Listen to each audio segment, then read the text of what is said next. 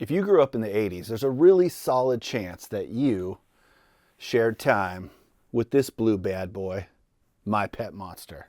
My Pet Monster. He's bigger than big. When he fights battles, he always wins. And he's your friend, too. He breaks his chains. Put him on you and break away, too.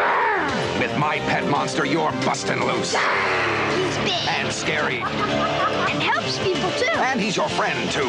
My Pet Monster plays all day. Tough. Awesome. Looking great. And all your friends will want him for their friends, too.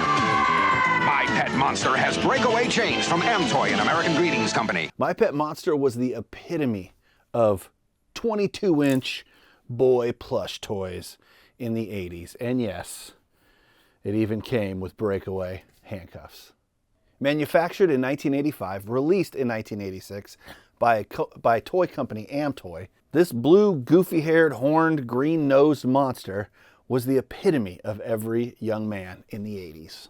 And the gimmick was that these plastic handcuffs have a little space right there where you could pull these apart because no one could contain My Pet Monster. My Pet Monster is unique because in that day and age, almost all plush was marketed towards girls.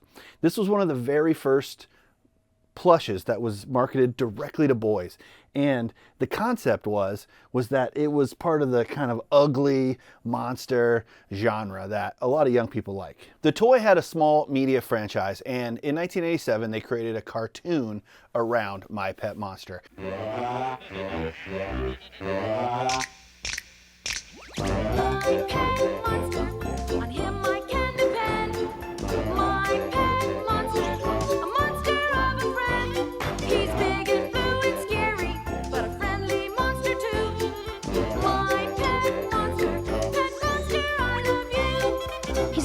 Playing scary tricks, but I know that's okay, because he's just having lots of fun in his own monster way.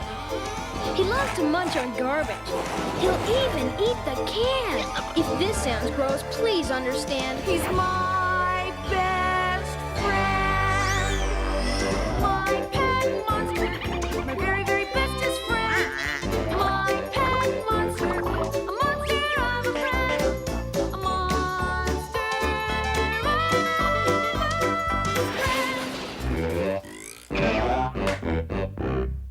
There was a handful of other spin-off toys that came around in the 80s and 90s. There was a talking version. There was hand puppets, smaller My Pet Monsters.